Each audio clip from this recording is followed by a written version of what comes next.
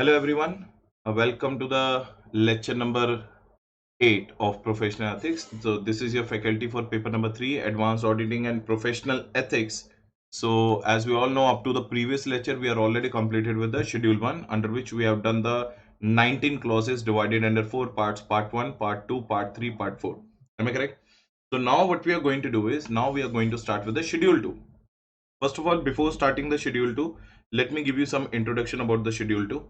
So in the schedule 2, you are not having 4 parts. In the schedule 2, you are having only 3 parts. Part 1, part 2, part 3. Now part 1 is relating to professional misconducts of members in practice. Right? Part 2 talks about professional misconduct for both members in practice as well as the members in service. And part 3 talks about other misconduct for the both members in practice as well as the members in service. So you can see here there are total 10 clauses in part number 1. There are 4 clauses in part number 2, and there are 1 clause in the part number 3, right? So in total 15 clauses we have to understand. We have already understood the 19 clauses. Now we are going to understand 15 clauses. So when you talk about the part 3, first of all, let me give you the information about the part 3. In the part 3, it is the same clause of part 1, or it is the same clause like clause number 1 of part 4 of the schedule 1. If you remember, clause number 1 of part 4 of the schedule 1 talks about if you have done any kind of offense and civil court or criminal court in India or outside India has given you the imprisonment up to 6 months, then you are guilty of professional misconduct under part number 4, clause number 1 of schedule 1. So that is 141, right? Now part number 1, clause number 1, part number 4 of schedule 1, 141. But if you have been imprisoned for more than 6 months, exceeding 6 months, then you are going to covered under this clause. So basically this clause is already over. I will tell you the clause again, but this clause is already over because there is only one clause. There is no clause relating to bringing down the reputation of goodwill, because that we have already covered under schedule 1 under clause 2. So here, if you have been convicted for any offense and you have been imprisoned for more than 6 months, then in that case, you are going to be covered under part 3. So part 3 is already over. Part 2 is relating to professional misconduct for both members in practice and members in service. And part 1 talks about professional misconduct for members in practice.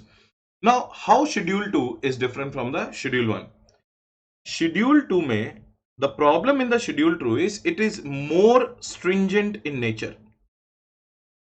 More stringent in nature.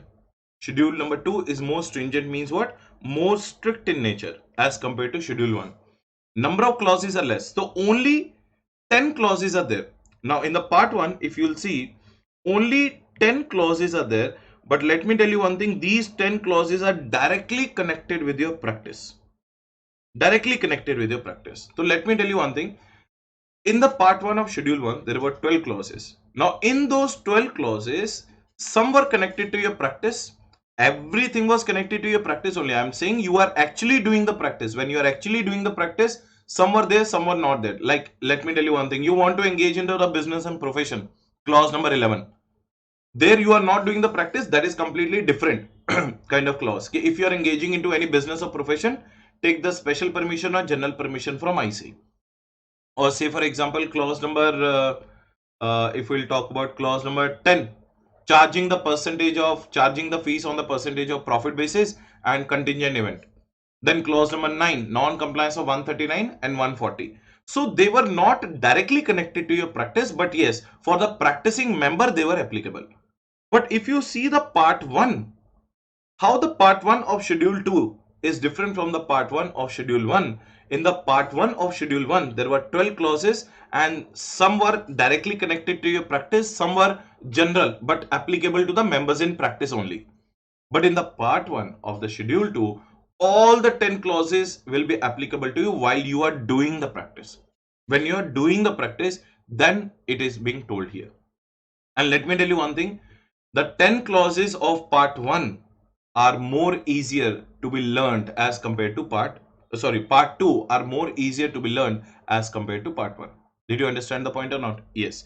Now listen to this very carefully. Schedule 1 is less strict, schedule 2 is more strict. So we got an idea.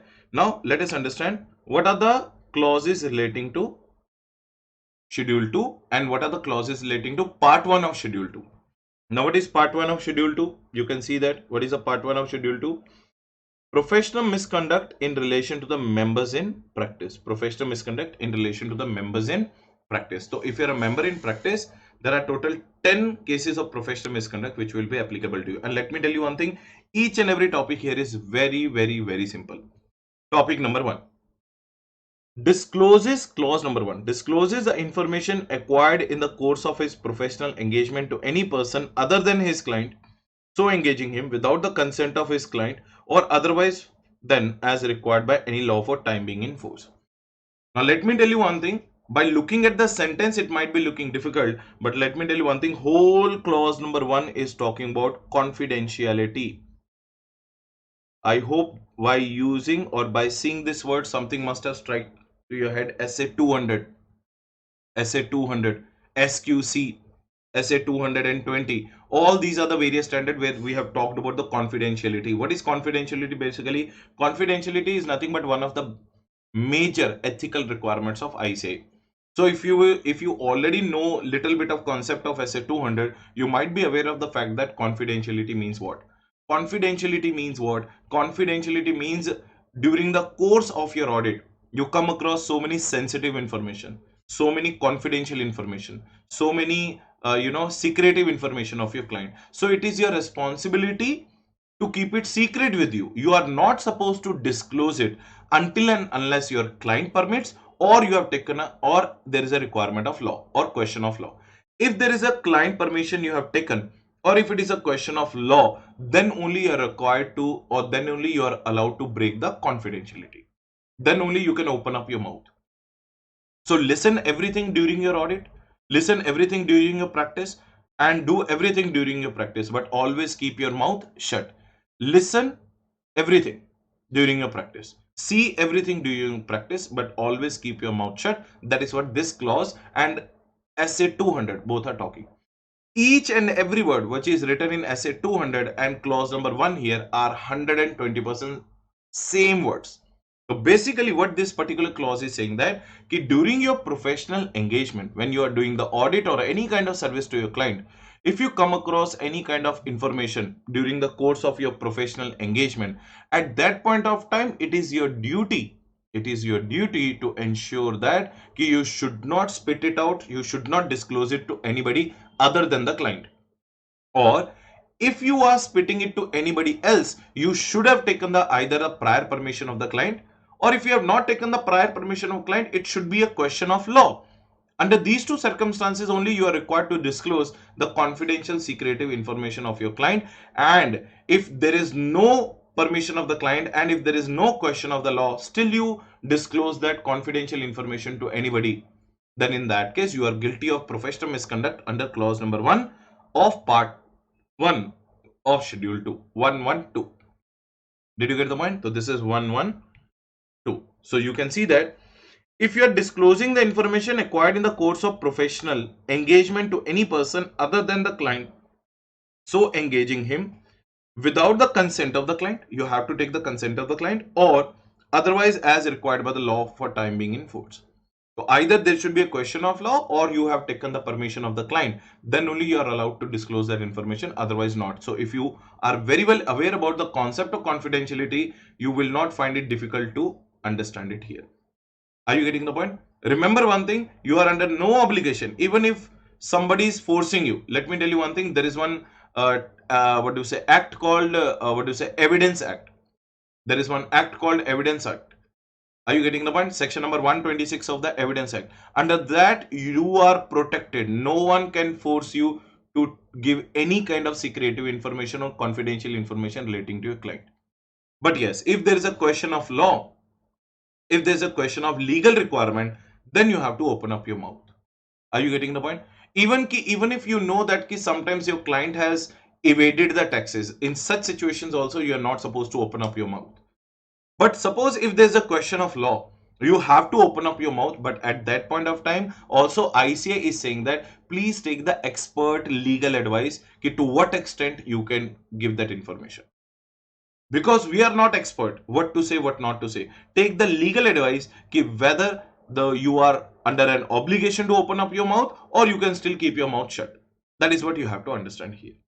I hope you understood the intention of this clause. Yes. Now see, no duty is cast on a member whether by section 39 of Code of Criminal Procedure Act or by any other enactment to inform the income tax authority about the tax frauds by his client for which he comes to know during the course of his professional work. So if your client has done any kind of fraud relating to the tax, you are under no obligation to go to the income tax department and open up your mouth. No obligation, no one can force you. Under section number 126 of the Evidence Act, a barrister, attorney, pleader or vakil is barred from disclosing except with the express consent of the client. If you are a professional, if you are an attorney, if you are a barrister, or if you are a pleader, or if you are a vakil is a Hindi word, we call it as advocate. So if you are coming under this category also, and you are also a chartered accountant, you are also a professional, you are not allowed to speak up any word until and unless your client permits. So if your client permits you, then only you can open up your mouth. Otherwise, you are not allowed to open up your mouth. Any communications made, any communications made to him in the course of and for the purpose of his employment. Right? Next point. State the contents or conditions of any document with which he has become the acquainted with or such course. The proceedings before the income tax department are judicial proceedings and the assessee is authorized to be represented by a chartered accountant. The privilege given and the restrictions imposed by 126 apply as between client and the member, as the member is the client's attorney. Are you getting the point? Here they are saying that chartered accountant is like an attorney. Say for example, the income tax authority has imposed a demand order of 1 crore rupees of tax liability on your client, and client is telling you to represent his case to the income tax department. You are not allowed to open up the mouth. You should not open up the mouth. Section number 126 of Evidence Act protects you, because at that point of time when you are representing your client in front of income tax authority, you are working as an attorney at that point of time. So your designation has been given as attorney at that point of time. You are not supposed to open up your mouth. No one can force you, don't worry. And in case you are going to open up your mouth, it's better to take the legal advice first. So under two circumstances only you can talk about your client's secretive and sensitive information. Either the client permits or there's a question of law. Subject to the above, it is not the duty of the member to shield a client from the consequences of his tax frauds. On the contrary, it is guiding principle of professional conduct to discourage tax evasion. At the same point of time, this standard, this particular clause is also telling you that don't allow your client to, don't shield your client from the tax evasion. Are you getting the point? See, you are not supposed to open up your mouth. That is one thing. But do not promote the tax evasion to your client. Just because your client knows that you are not going to open up your mouth in front of anybody without his permission, do not allow him to take the over advantage of that. Otherwise, what will happen? Your client will keep on doing the tax evasions and you will not be able, and you are not going to say anything about your client. So what they're basically saying that do not promote tax evasion. But yes, when you are representing your client, when you are doing some professional work relating to your client, keep your mouth shut until unless client permits or there's a question of law. Next, clause requires information to be disclosed only with the prior permission of competent authority of the client or as per the requirement of law. Following matters are of key importance. Disclosure only with the prior permission of client or as required by the law. Permission to be taken from the appropriate authority of the management eligible to such issue such a direction. Just because one of the employee of the company said that, okay sir, I give you the permission, please speak about our client, please speak about our company. No, employee is not the appropriate authority. Appropriate authority means director permission or TCWG permission you have taken, then only you are allowed to open up your mouth in front of the any authority. So point number one, prior permission of client is required, and in the client appropriate authority should give you the prior permission. That is the point number two. Clause apply to any confidential information, not to the information which is already publicly known. Obviously, we are talking about the confidential information only. And information which is already publicly known, in that case, this clause will not be applicable. Na? So this clause is applicable only in case if you have some secretive or confidential or sensitive information of your client inside you. Clause prohibits forever disclosure of the information acquired during the course of audit and not just disclosure during the course of audit. So what they are saying that either you are a present auditor or you are a past auditor. Either you are providing the services or you have provided the services. It does not make any differences. You are not supposed to spit out any information. So point number one is saying what? Point number one saying that client permission is required. Point number two says that ki appropriate authority of the client means an eligible person should give you the authority. Point number three says that ki it should be only applicable to the confidential information, the information which is already publicly known. In that case, this clause is not applicable. And point number four says that either you are a present service provider or you are a past service provider. It doesn't make any difference. You should keep your mouth shut. That's it. This is what this clause is saying. Disclosure required by the law. It is not possible to set out all the circumstances under which the disclosure of information may be required by the law. If under any legal compulsion and it is not legally permissible to claim the privilege under section 126 of Evidence Act. Suppose law is making you obligatory. Law is making it compulsory for you to open up your mouth, and section number 126 of Evidence Act is also unable to protect you. Now, you remember 126 tells you that if you are a barrister, if you are an attorney, you are not supposed to open up your mouth unless client permits. So suppose section number 126 has been overridden by the law. It has been surpassed by the law. Now, law is forcing you to open up your mouth. Then I already told you it's better to take the legal advice in that case. Now, see, the disclosure made by the member of such information may not be considered as misconduct. However, such matters involve necessities of law and expert legal advice may be sought before making such disclosure. So say for example, what they are saying that, now listen to this very carefully. In the clause number 1, what they are saying that, what is the total conclusion of the clause number 1? Let me tell you what they are saying that keep confidentiality alive when you are giving any professional services to your client. You can only open up your mouth if your client permits, prior permission of client required, or if there is a requirement of law. Then it says that you are protected under section number 126 of Evidence Act, that you are not going to open up your mouth until unless your client permits. That is what is being written. But if they are saying that law is forcing you to open up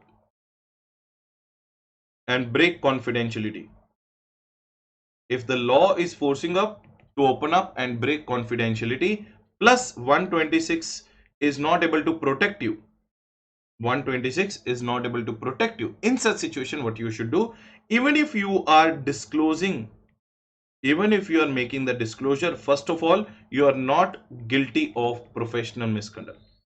In such case, you are not guilty of professional misconduct, because when the law requirement of the law is there, a question of law is there, you have to open up. Plus, but they are still saying that it's better to take the expert advice, expert legal advice before disclosure.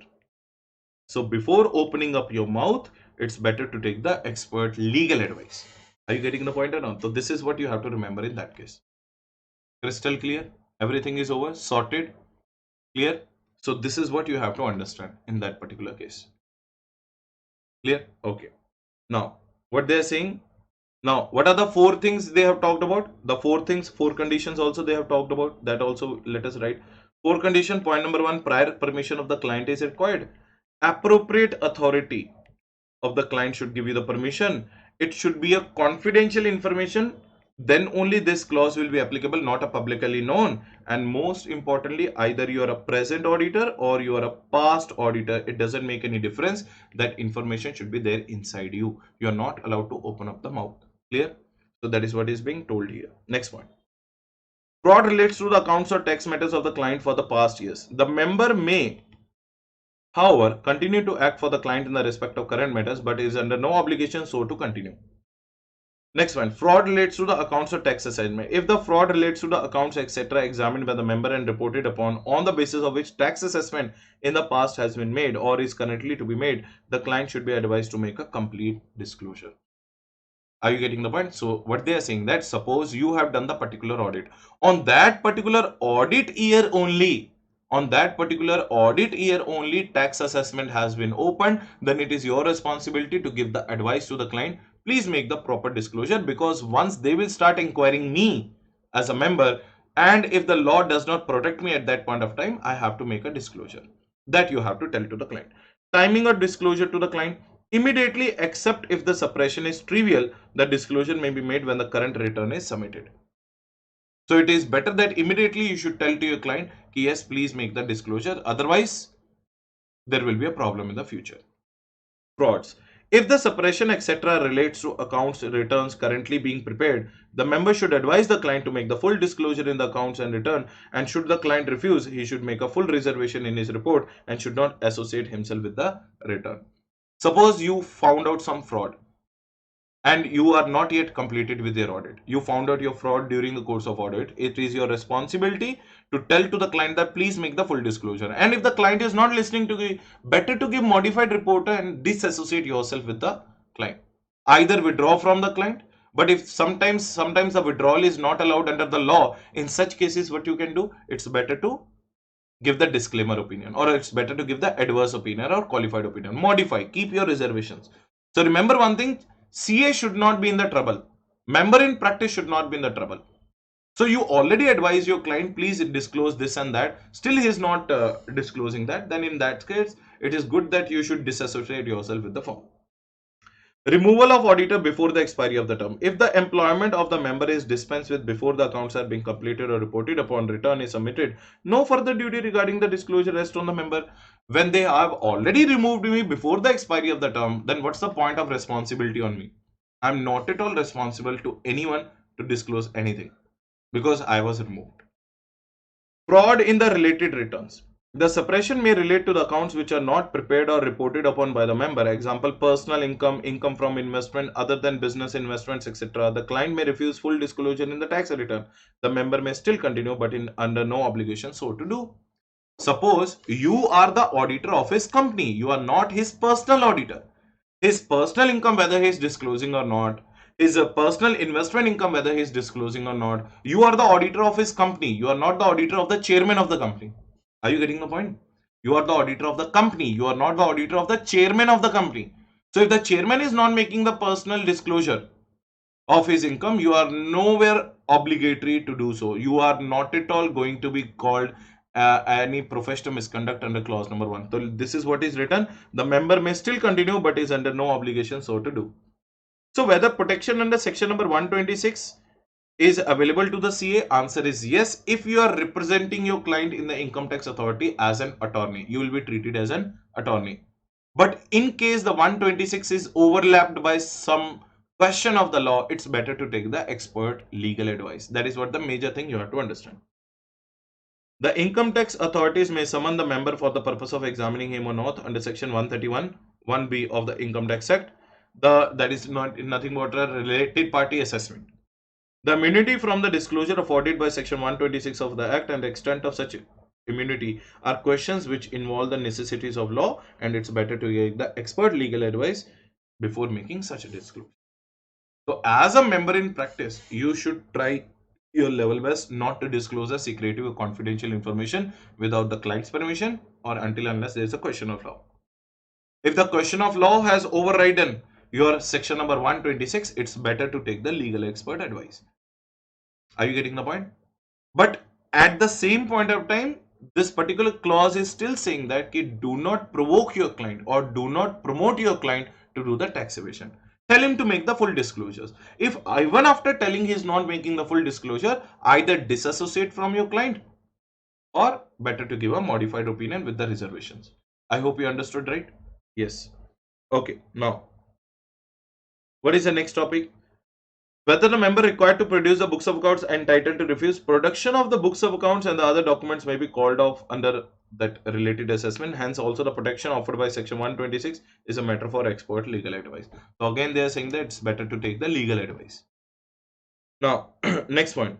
Where a chartered accountant has disclosed information acquired by him in the course of his professional engagement to the persons other than his client without the consent of the client and without the requirement of law, it was held that he was guilty of professional misconduct under clause number 1 of part 1 of second schedule. So obviously this is what this whole clause is all about. So clause number 1, I'm telling you now, Schedule number 2 is more stringent. As you all know that under the disciplinary flow also I told you if you have committed the offense under schedule 2 or both, you will be taken care of by the disciplinary committee, and disciplinary committee may impose the fine up to 5 lakh rupees on you if you are guilty.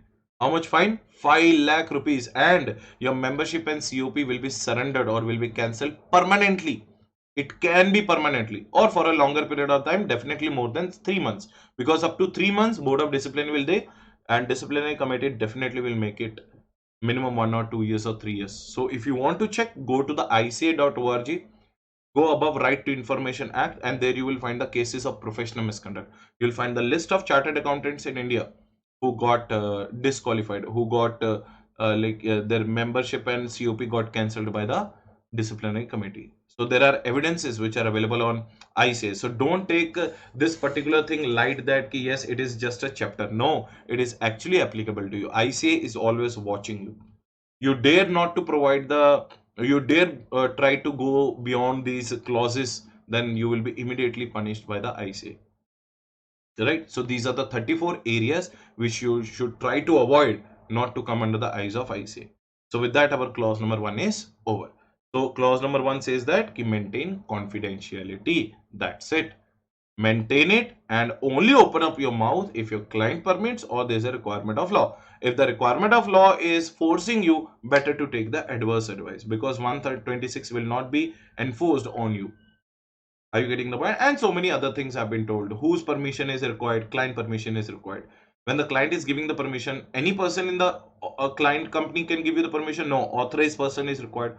Eligible person is required. Then it should be relating to this clause is applicable only to the confidential information. And either you are a present auditor or you are past auditor. It doesn't make any difference. You have to maintain the confidential. Clear? Yes. Now, next point. What is clause number 2? I'm telling you now. The 10 clauses are very easy. So maybe in this session only we'll be in a position to complete all the schedule 2 also. Our professional ethics should be completed in this particular session only last. But I will try my level best. Obviously, I will not go that much, will not go fast just to complete this topic. So if need arises, there will be half an hour, 45 minutes extra session. But I'll try my level best to complete the whole professional ethics in this particular session only. Now, what is clause number 2? Now, clause number 2 is also very important clause. Here they are saying that if you are certifying anything or if you are reporting anything in the name of yours or in the name of your firm, are you getting the point? If we are certifying or submitting a report in the name of your firm or in your name on what? Examination of financial statements. Unless such examination is either carried out by you or by your partner or by your employee or by another chartered accountant in practice. So basically what is clause number 2 talks about, saying that, now see, clause number 2 talks about what? Clause number 2 says that suppose a member in practice issues any report or issues any certificate. Suppose a member in practice signs or issues any report or signs or issues any certificate on examination of what? Financial statements. On examination of financial statement. Not examined by him, not examined by him, by his partner, by his employee, or by any other CA in practice. So if the examination of financial statement is done by you, if the examination of financial statement is done by your partner, if the examination of financial statement is done by your employee, or if the financial statements are examined and it is being this examination is done by any other practicing CA, then you are not guilty of professional misconduct, because these people are connected to your firm only. But other than you, other than your partner, other than your employee, or other than a CA in practice, they have examined the financial statements, and on the basis of their report, you are giving the report. On the basis of their findings, you are giving the report. कि yes, I certify that, I report that examination of financial statement are depicting the true and fair view, then in that case you are guilty of professional misconduct. So when you will not be guilty of professional misconduct, if you are issuing a report or certificate on the examination of financial statement, if it is either reviewed by you, examined by you, or by your partner, or by your employee, or by the another CA in practice. Other than that, if somebody else has done and you have blindly reported and certified that yes, this examination of financial statement is done by your firm, you are writing your firm's name on the behalf of Grover and Associates, but you have not done, your partner have not done, any another CA in practice has not done, any employee of your firm has not done, then you are guilty of professional misconduct. Now see, if you certify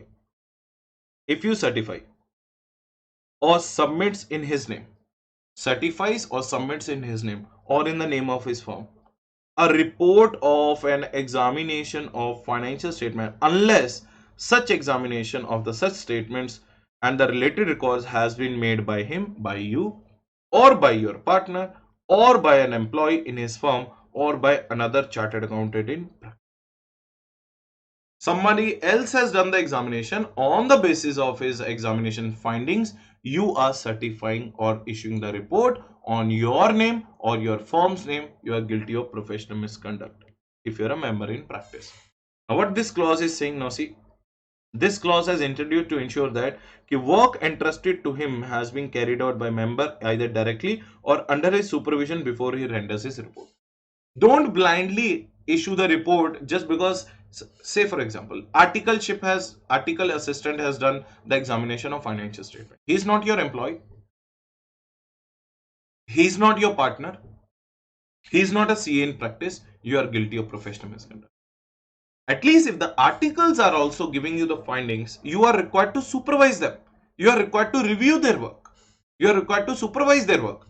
After supervising and reviewing, if you are allowing that certificate to give in the name of yours or in the name of your firm, then you are not guilty. Are you getting the point? So basically, what is the purpose of this clause is कि don't blindly issue the certificate or the report on financial statements which is neither examined by you, nor by your partner, nor by another CA in practice, nor by your employee. So make sure that you should be giving the professional due care when you are particularly doing this particular work. Now see, this clause applies in cases where the report is issued without conducting any examination without himself or through his partner or through his employee or another CA in practice. Thereby, a CA can rely upon the work of joint auditor. Yes, if you are using the work of joint auditor, that is, he is a statutory auditor, he is another CA in practice now, then this clause will not be applicable. So this clause will not be applicable in case of 299 and 600. 299 using the work of another joint auditor, and 600 is using the work of another auditor, but make sure that that another auditor should also be a chartered accountant in practice. So joint auditor में क्या होता है? Joint auditor में two auditors put together are doing the audit for a larger entity, that is called joint auditor. One joint auditor using the work of another joint auditor, no problem, you can do. 600 में holding company auditor using the work of subsidiary company auditor, no problem, both are statutory auditor, you can do. So in SA 299 and 600, this clause will not be applicable, because when you are using the work of joint auditor and when you are using the work of another auditor, both are chartered accountants in practice. When this clause is applicable, the examination is neither done by you, nor by your partner, nor by your employee, or nor by another CA in practice. Then this clause says that how dare you have submitted the report on financial statements in your name or in the name of your firm, you will be guilty under clause number 2. Now see, where a chartered accountant issues a certificate of consumption which did not reflect the correct or factual position of the consumption of the raw material by the concerned units. You have issued a certificate on consumptions. You have issued a certificate on consumption, but that certificate does not reflect the correct factual position of the consumption of the raw material by the concerned units. Also, the same certificate has been issued without examining and scrutinizing thoroughly or properly the requisite records, held that the respondent was guilty of professional misconduct under 212. What is 212? Clause 2, part 1, schedule 2. Did you understand the point? And along with that, sir, once 7 is written, I will tell you when the 7 will come. 7 is basically a clause of gross negligence. And let me tell you one thing, 7 is the clause which you can accompany with every remaining 9 clause. Clause number 1 क्या था? What was clause number 1? Breaking the code of confidentiality without taking the client permission or unless there's a question of law. Are you breaking it? You already know that you are not supposed to break it. Are you still breaking your confidentiality? Yes. It means you're gross negligent. So 7, if I have to tell you the history of 7 clause, anyways it has come here, so let me tell you the history. 7 clause will come with 1, 2, 3, 4, 5, 6, 8, 9, 10. With all these clauses, 7 clause will come. Because what is the name of the clause number 7? Gross negligent. When a member in practice is gross negligent. You are breaking the confidentiality here. You are gross negligent. Are you getting the point? Now, here you are issuing a certificate on the examination of the financial statement without examined by you. You are gross negligent. And in the 3, 4, 5, 6, 8, 9, 10, when we'll understand, you will automatically come to know that this whole particular part 1 is the each and every clause in the part 1 can be accompanied with 7. So most of the cases mein, if you get any question relating to part 1 of schedule 2, clause number 7 blindly you can apply. Why? Because clause number 7 talks about what? Gross negligence. Clear? I hope I made myself very clear. Yes, sir. So basically that was the clause. What was the clause? So clause, again I'm repeating you. You have issued a report or you have issued a certificate on examination of financial statements, which is neither examined by you or your partner or your employee or a CA in practice.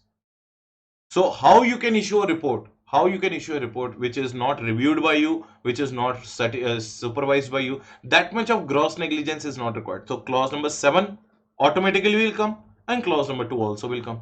So what is clause number 1? Breaking the confidentiality, clause number 1. And if you are certifying or certifying the report in your name or in the firm's name on examination of financial statement, then in that case clause number 2.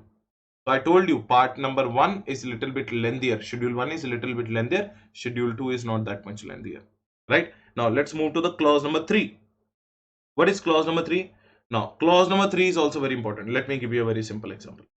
What is clause number 3? Before reading only, let me give you some ideas so that when we are going to read it, it will be easy for you. Now, we all know that when we come into the practice, as a member in practice, there will be so many cases when the client will come to you and tell you that please prepare my project report. Please prepare my project report. Now, why the project report is called project report? Because word project has come from the projections. Project word has come from the word called projections. Projections means what? Future forecast. Future estimations. So basically, what do you mean by project report? Project report means at that report where the past history of the client will be certified by you, where the present of the client will be certified you, and you are also giving assurance to the bank which is providing the loan to your client that these are the future projections on which you are certifying. There is no problem in doing the project report. There is no problem in certifying the future what do you say, estimations, or there's no problem in reporting upon the future forecast. But future forecast means what? Future is what? Future is certain or uncertain? Future is uncertain. How you can give the guarantee that your client will be able to meet that much of turnover, that much of revenue in the next 5 years? Please give the loan to my client, he will repay your loan in the next 10 years, I guarantee. Guarantee is not allowed. That is what on the basis of which this whole clause is thing. Now this clause says that if the member in practice, certifies the arithmetical accuracy,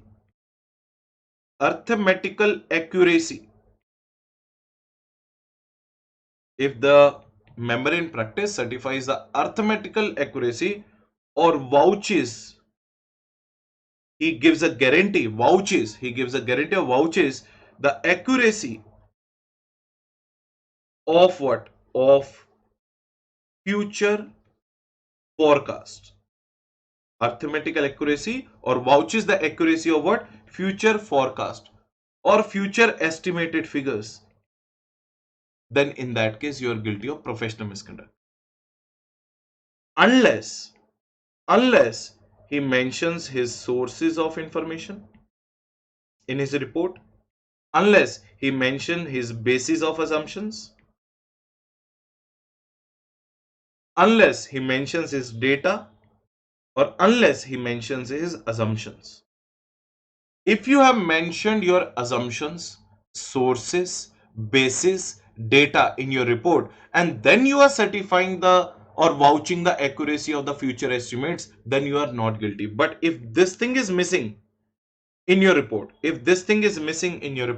then you are guilty of professional misconduct under clause number 3. So clause number 3 says that when you are vouching the accuracy of the future estimates, do give your assumptions, do give your sources of information, do give the basis of your assumptions, do give your source of data, then only you are not guilty. If you are not giving any of these things and you are vouching the accuracy of the future estimates, then in that case you are guilty of professional misconduct, because future estimates means what? Future uncertain figures, which may happen, may not happen, like a contingent event. You are saying that your client by the 2025 will have a turnover of 500 crores. What if it does not achieve the 500 crores? What by 2023 your client becomes insolvent? In that case, how can you vouch the accuracy of 2025 which has not happened yet? Until unless you are giving the sources, assumption, basis and data, until that time you are guilty of professional misconduct. In your report, if the sources are given, assumptions are given, data is given, and the basis of assumption is given, you are not guilty. That is what this particular clause is telling you. Now see what this clause is telling you. See, if you are permitting your name, if you are permitting your name or the name of your firm, to be used in connection with the estimate of earnings. Estimate of earnings means client's earnings, which is contingent upon the future transactions. It means you are giving what? You are permitting your name or the name of the firm to be used in connection with the estimates of future earnings of your client, future estimated figures of your client, future transactions of your client, which also leads to the belief that you are vouching the accuracy of those forecasts. You are giving indirectly the guarantee of that forecast. How you can give the guarantee relating to the future figures of your client? That is not allowed. That is completely not allowed. You have to give the sources of your information, the basis of your forecast, the assumptions and the source of major data. Until unless you are not giving these 4 things in your report, then you are guilty of professional misconduct. ठीक है ना? So I am not saying कि chartered accountant in practice or member in practice should not take up the assignment of project report. Take the assignment of project report. Do the assignment of project report, but at least justify your assumptions. On what assumptions you are saying that your client is going to meet this earnings, or your client is going to meet this revenue, or your client is going to meet this forecast. Do not vouch the accuracy. You are nobody to give the accuracy or guarantee on the future uncertain figures. So if you are giving the guarantee or vouching the accuracy on the future uncertain figures, then you are guilty, and you are allowing your name or your firm's name to be used in such connection. So remember one thing, future forecast, vouching the accuracy of the future forecast, you will be guilty. Relating to the earnings which are contingent upon the future transaction. What do you mean by the word contingent? Each and every word I told you already. What do you mean by the word called contingent? Contingent means those transactions which may happen, may not happen. Those transactions which may happen, may not happen. You can see that the word contingent has been used or not. See, this is the word contingent which is used here. Are you getting the point? So something which may happen, may not happen, on the basis of which, how you can vouch the accuracy of the forecast. If you are vouching the accuracy of that forecast, then you are guilty of professional misconduct. Are you getting the point? So you are not allowed to vouch the accuracy of the forecast. Right or not? Do the project report, give the basis. Now where that point is coming, now see, guidance note on the accountant's report on the profit forecast and financial forecast requires a chartered accountant can participate. We are not saying you should not take up the project report. You can participate in the profit of financial and can review them, provided he indicates clearly in his report the sources of information, the basis of his forecast, and also the major assumptions made in arriving at that forecast. You give the sources. Are you getting the point? You give the sources. You give the sources, no problem. You give the sources, you give the basis, you give the assumptions, you give your data on what basis you are accuracy, or on what basis you are vouching the accuracy of the forecast, then it's no problem. So this thing, sources, you can see that sources and forecast and assumptions. If these three things you have given in your project report or in your estimated future forecast figures, then in that case there is no problem. The council has issued the standard on assurance engagement, the examination of prospective financial information in relation to reports on projections and forecast. The council has issued the guidance note on reports in company's prospectus is revised. Now what is that? This guidance note provides guidance on compliance with the provisions of the Companies Act and Security Exchange Board of India guidelines 2000 relating to reports required to be issued chartered accountant in prospectus, so statement in lieu of prospectus. Now prospectus is also all about the future projections only now. In the prospectus, what was your past history, what is your present right now going on, and what are the future things which the company is going to take care of. Everything is given in the prospectus or not. So until and unless you are not giving, until and unless you are, if you are giving the sources of information, basis of the assumptions, and the assumptions of basis of your forecast, till that time you are not guilty. But if the sources are missing, basis of forecast are missing, assumptions are missing, your data is missing, you are guilty of professional misconduct under clause number 3. So how to remember the three clauses, sir? Clause number 1 was relating to breaking the confidentiality. Clause number 2 was relating to certifying or giving the report on the examination of financial statement neither reviewed by you, nor by your partner, nor by your employee, or nor by your any CA in practice. Clause number 3 was relating to vouching the arithmetical accuracy of the future forecast without mentioning your basis, sources, and assumptions. That's it. So in that case, automatically you will come to know. So like in the first 19 clauses, you have a sequence ready in 19 clauses. Same in that way, you have to understand the sequence of clause 2 also, schedule 2 also, right? So next one, a CA may participate in the part. That's what I'm telling you. You are not prohibited from participating in the forecast or review them so long as does not vouch for the accuracy. So what the ICA is saying that do not vouch the accuracy. That is the main point. Guarantee mat do. Don't give the guarantee. That is the main point. And in your report, do mention your sources of information, do mention the basis of forecast, and do mention the major assumptions for arriving at that forecast. If these three things are mentioned and you are not vouching it, then in that case, you are not guilty of professional misconduct. Clear? Because forecast means future. Future means uncertain. How you can give the guarantee on uncertain things? That's the major idea behind punishing you under clause number 3. So I hope clause number 1, clause number 2, clause number 3 is completely went inside your head. Yes. So now let us move to the clause number 4. Clause number 4 is very chiller clause, very easy clause. Now tell me one thing. Suppose there is one entity in which you or your partner or your relative or your firm is having a substantial interest. Are you going to express an opinion on the financial statements of that business or entity? No, that we have already understood under Companies Act also. If you are in any way financial wise or family wise related to one entity and they appoint you as a statutory auditor, you are not going to express an opinion on the financial statement of such client or business. So see, what is this? Clause number 4. If the member in practice expresses his opinion on what? On financial statements of any business or enterprise in which he, me, or my firm or my partner, relative word is missing here, but relative is also included, is having a substantial interest. What do you mean by substantial interest? Substantial interest is basically 20% or more of the share in the voting rights when it comes to the company. Substantial interest means what? Ki me or my partner or my firm or my relative is able to control that minimum 20% of the management of that entity. First of all, to leave the substantial interest. If you have even a simple interest also, how you can give an opinion on the financial statements of an entity where you are interested? Leave substantially interested. Even word interested, I am going to tell you, you are not supposed to express an opinion. You are guilty of professional misconduct under clause number 4.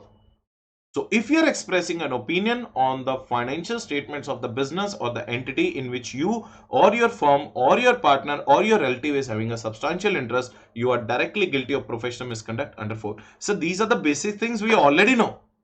Why I say is telling you, because I already told you, if you carefully analyze the 4 clauses, point number 1, during the course of audit you got the confidential information, you broken it. Gross negligence and clause number 1 and 7. Look at the clause number 2. You are certifying a report on examination of financial statement which is not audited, which is not examined by you, nor by your partner, nor by your employee, or nor by another CA in practice against gross negligence. And 2 and 7 came. Third, you are vouching the accuracy of the forecast. Even a graduate person, even if you ask a BCom person, if we are the forecast certain or uncertain, he will also tell you it is uncertain. But still you are vouching the accuracy, and that too, you are not giving your assumptions, you are not giving the basis of forecast, you are not giving the sources of information. Again, 3 and 7. And here also we already know, we already read under Companies Act, that we are not supposed to express an opinion on those entities where my partner or my firm or my relative is having a substantial interest. Again, you are guilty of professional misconduct. Here also 4 and 7 will come. So 7 gross negligence clause of the part 2, well, part 1 of the schedule 2 will always come everywhere. And if you carefully analyze, all these 4 clauses what we have done so far, they are connected directly to your practice, directly to your client rather. Now see, point number 1, breaking the confidentiality of the information relating to your client. Point number 2, you are certifying the examination of financial statement of your client. Point number 3, your client has given you the project report and you are watching the accuracy of the forecast. Point number 4, you are expressing the opinion on the financial statements of your client. All these 10 clauses in the part 1 of schedule 2 are connected directly to your client. You see the schedule 1, you will not find this kind of relationship over there. Everything is not connected to the client. Tell me, first one, allowing any person to practice in your name, where the client has come. In the part 1 I'm talking about. Sharing the fees, accepting the fees, entering into partnership, securing the professional work. Nowhere client has come. Yes, in the clause number 6 has come, soliciting the work from your client. But other than that, nowhere your client word has been mentioned. But if you carefully analyze these 4 clauses, 1 is relating to client, 2 is relating to client, 3 is relating to client, 4 is also relating to client. Understood? Yes. Now see. A member of the institute shall not express his opinion on financial statement or any business or enterprise in which one or more person are relative. Within the meaning of accounting, AS 13 have either himself or in conjunction with number substantial interest in the business or enterprise. I told you the word relative is not mentioned in the clause, but you have to mention it. So you, your partner, your firm and your relative should not have substantial interest in that entity where you are expressing opinion on their financial statement. Substantial interest as defined under the council guidelines, a member shall be deemed to have a substantial interest in a concern if shares other than the shares with a fixed rate of dividend with or without further right to participate in the profits carried not less than 20% of the voting right. That's what I told you. Substantial right interest means what? Minimum 20% of the voting rights if you have in that entity. During the relevant years owned by beneficially by such member or by any more of the member of the following persons, any one or more of your relatives or any concern in which any of the person referred to above has a substantial interest. Financial statement used in clause would cover both reports. Certificate usually given after the examination of accounts or financial statement, any attestation function under any statutory enactment for the purpose in case of income tax assessment. As per this clause, an auditor should not express his opinion on financial statement of any business or enterprise where he has a substantial interest. Certain cases where the independence is affected, hence no opinion can be used. Liquidator. Liquidator of the company not to audit the statement of accounts. Obviously, you are working as a liquidator, there is no problem. There is no problem.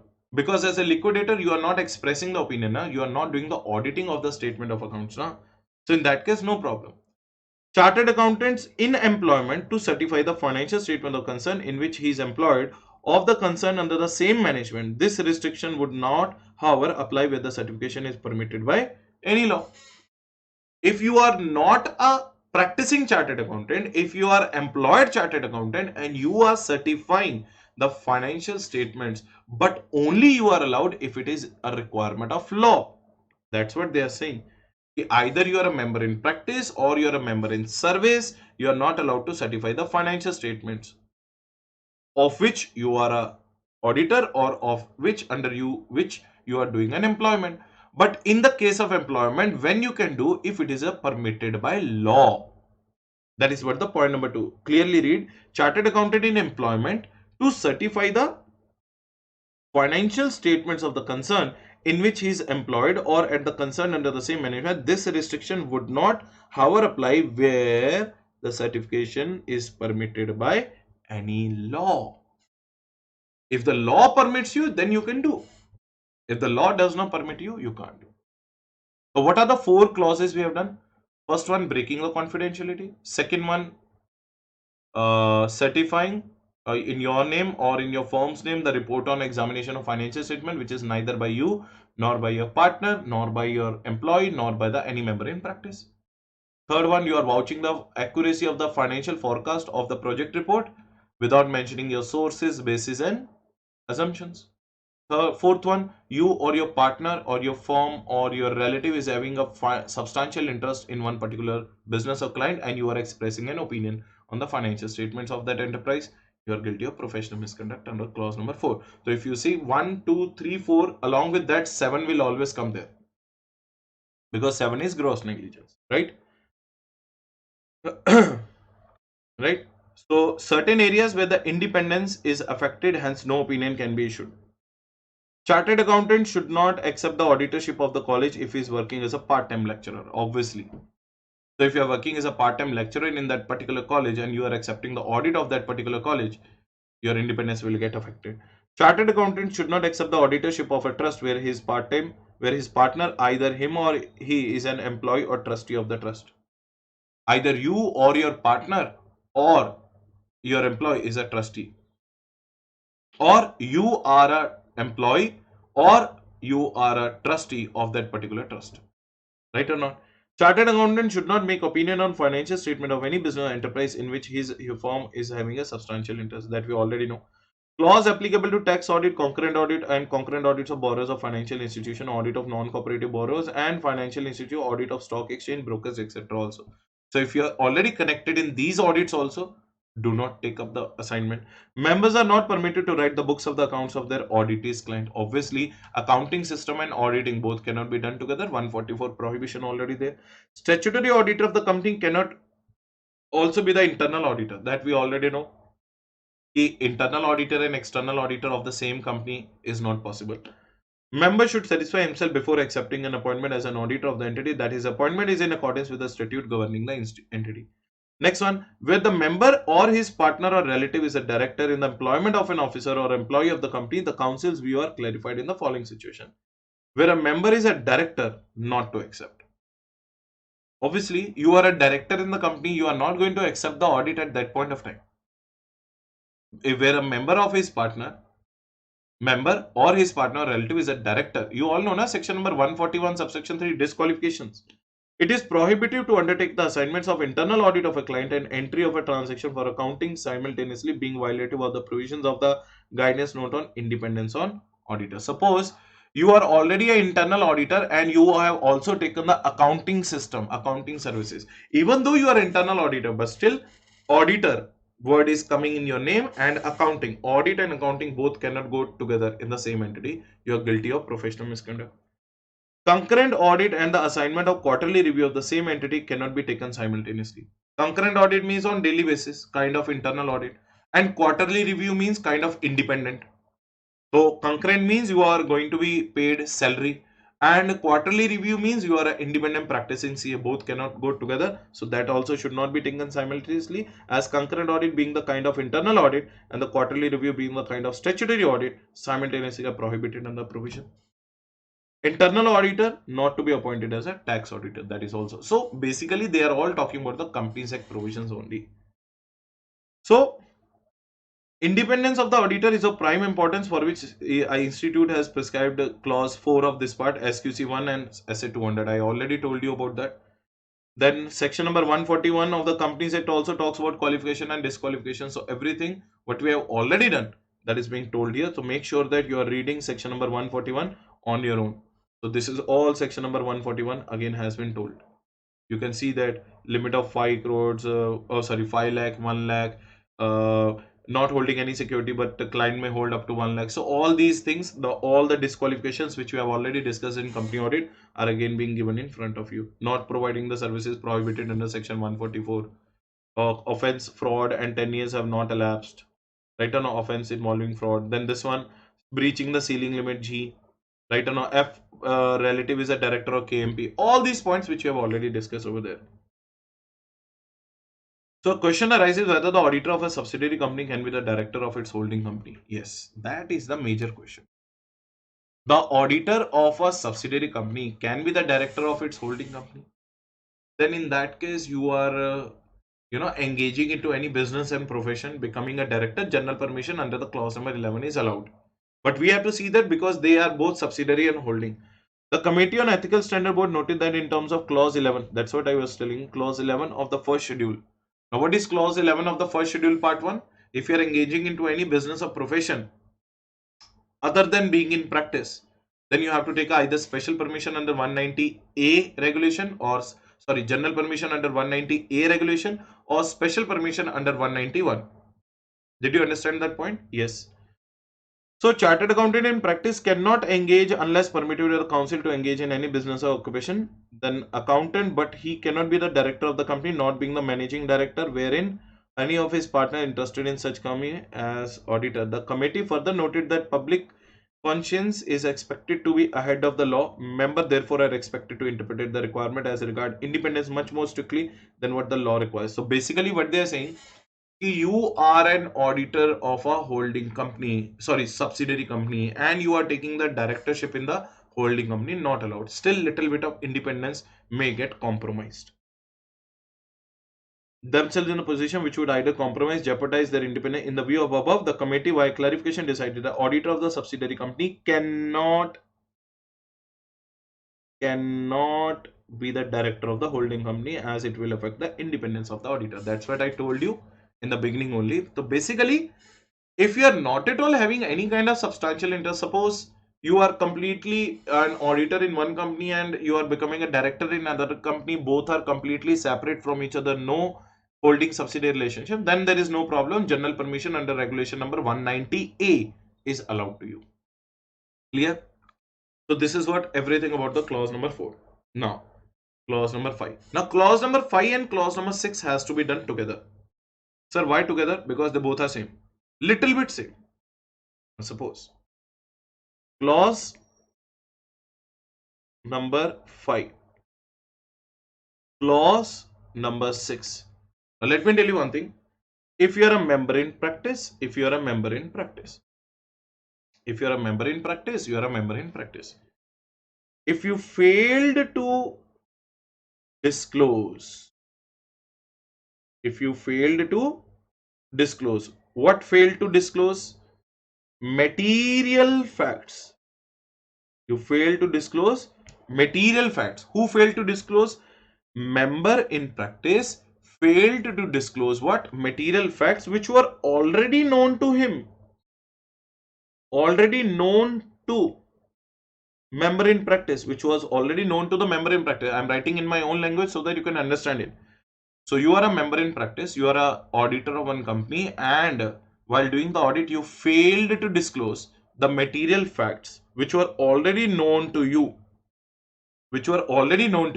But these material facts were not disclosed in the financial statement. You already knew that it is a material fact, it should be disclosed in the financial statement, but knowing the fact, you still didn't disclose this. There is a material fact, it is required to be disclosed in the financial statement, but you know that it is required to be disclosed in the financial statement, you still failed to disclose it. In that case, are you gross negligent or not? And yes, you are guilty under clause number 5. Are you getting the point? This is clause number 5. If you are a member in practice, now here, not failed to disclose, word is failed to report. There it is failed to disclose. Remember one thing, sir, financial statements are whose responsibility? Management responsibility. Management did not disclose one material fact. That auditor already knew that management did not disclose the material fact, and auditor also kept what? Silence. So tell me, was it known to the auditor or not? Yes. Whether the management disclosed it in the financial statement? No. Whether auditor did any effort to bring it to the notice to disclose that material facts? No. So it means you're guilty under 5.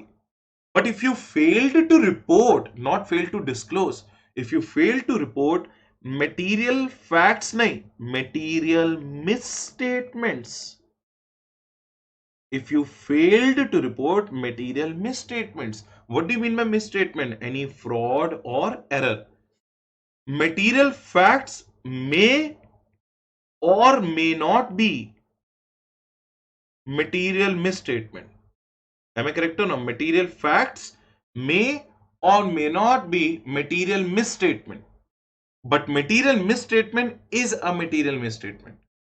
Material fact can be important fact, not necessarily to be a fraud, not necessarily to be an error. But material misstatement is definitely a fraud and definitely an error. Are you understanding what I'm saying? So material facts point will come, clause 5 will come. Material misstatement point will come, clause 6 will come.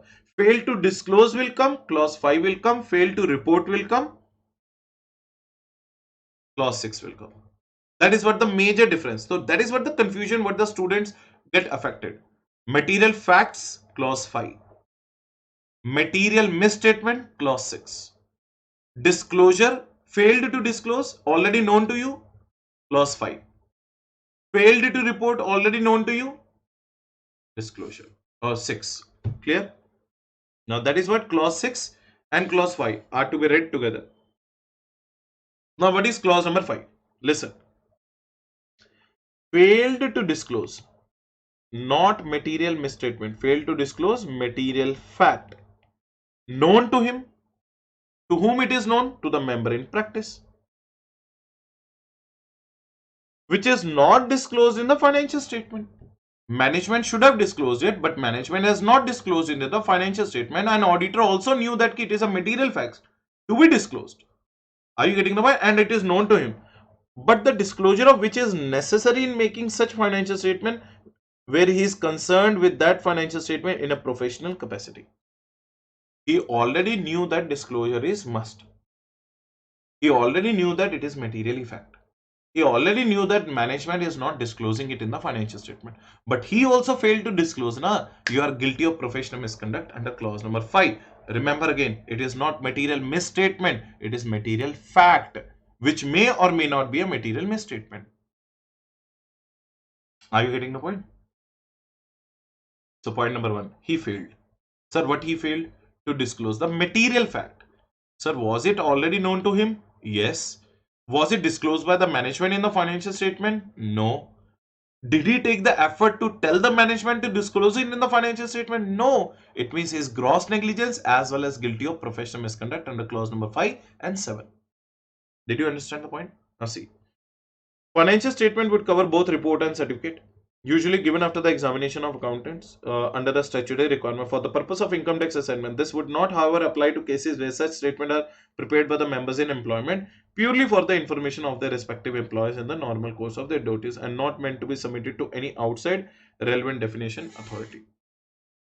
Information is material if its misstatement, omission or erroneous or clarification could influence the economic decision of users taken on the basis of the financial information. You all know what is the definition of materiality. Materiality means any transaction or event in the financial statement which definitely is going to affect the decision making process of the users of financial statement. That is called materiality. Materiality depends upon the size and nature of the item. Judgment in the particular circumstances of its misstatement. Thus, materiality provides a threshold cutoff point rather than being a primary qualitative characteristic which the information must have it to be useful. Now see, there is one accountant who failed to report to the shareholders of the company about the non-celebrated creation of sinking fund in the accordance. It is not a material misstatement. He failed to disclose about the non-celebrated creation of sinking fund in accordance with the debenture trust deed, held guilty under this case. When a chartered accountant failed to examine how debts become bad and were written off or not, how debts become bad and written off or not, he was guilty under clause number 5. But clause number 5 and clause number 7, both will come. So rather clause number 7 will come everywhere. So remember how to remember between clause number 5 and 6. First of all, difference number 1. 5 is all about failing to disclose. 6 is all about failing to report. 5 is all about failing to disclose material facts. 6 is all about failing to report material misstatement. Right? Next one.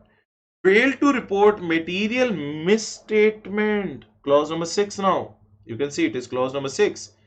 Failed to report material misstatement known to him to appear in financial statement with which he is considered in professional capacity. Now you fail to disclose any fraud and error. Then to pakka you're gross negligent. You're pakka gross negligent. Are you getting the point?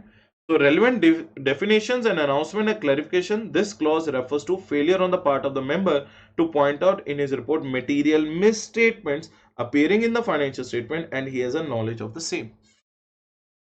So in both the points, what is a common thing? In both the cases, you had a knowledge. There also it was known to him material facts, and here also it is known to him the material misstatement. But in both the cases, he failed to report and failed to disclose. Failed to report where? In material misstatement. Failed to disclose where? In what do you say? Clause number 5. Next point. It is obvious that before a member could be held guilty of misconduct, materiality has to be established, and the observations made under the preceding clause 5 in this connection will equally applicable to this clause. So what my observation says that, now listen to this, what I think that, suppose if the question is coming relating to material misstatement, auditor failed to disclose the material misstatement he found.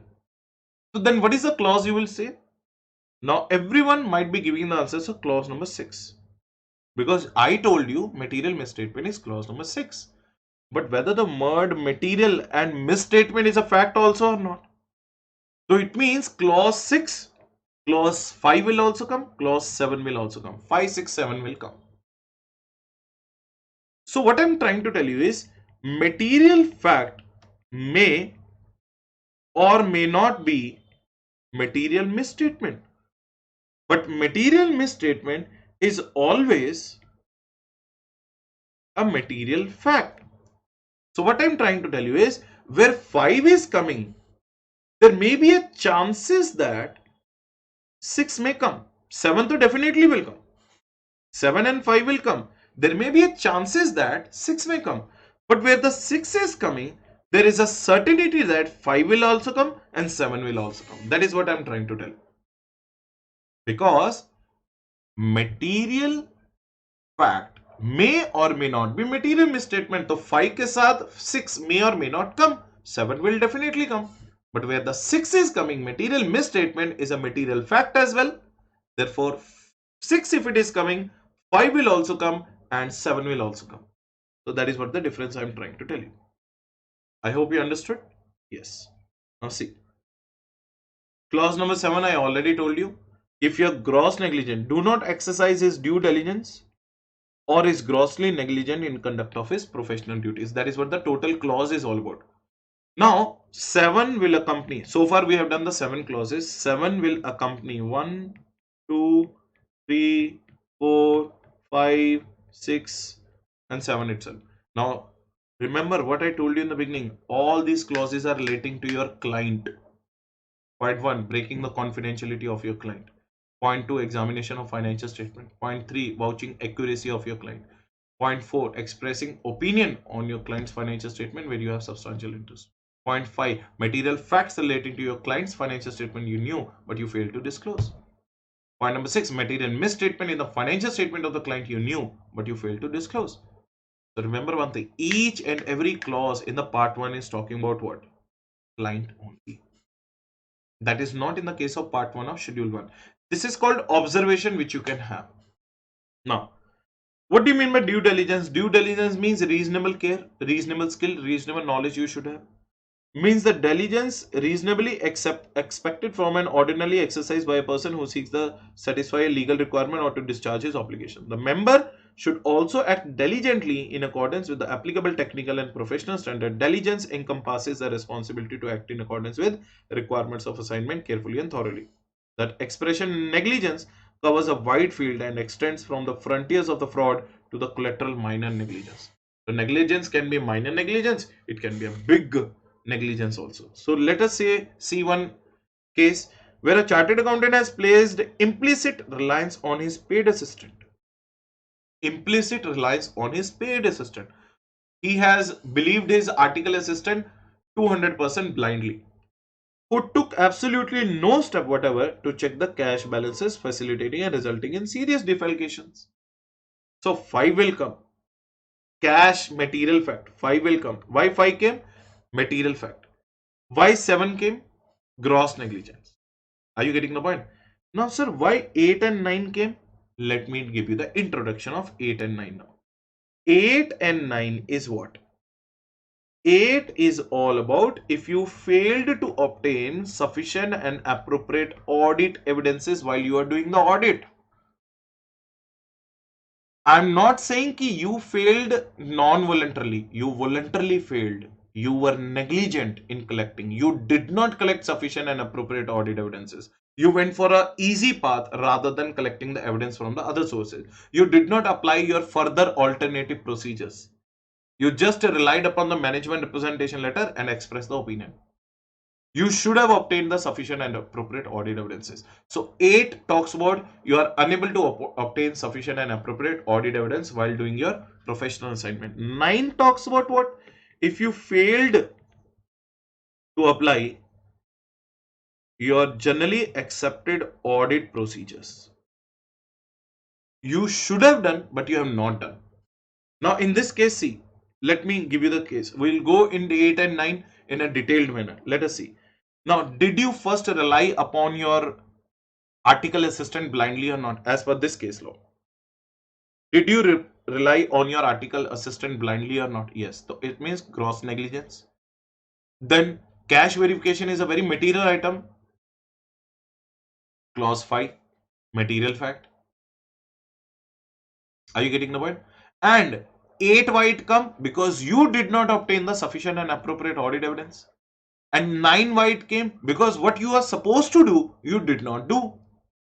You were supposed to do the auditing practices, but you did not follow the auditing practices.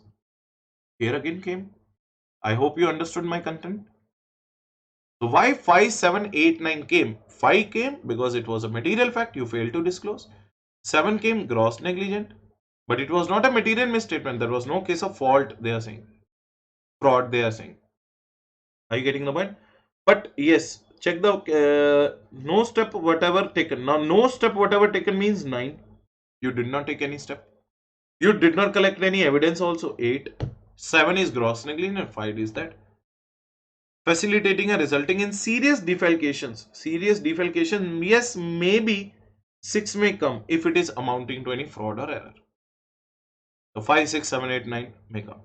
But remember one thing, why now suppose you have not collected the sufficient and appropriate audit evidence as per clause number 8, which you were supposed to collect. It means again your gross negligence, 7 will come there also. You did not apply the standard auditing procedures. You did not apply your auditing practices, auditing principles, auditing policies.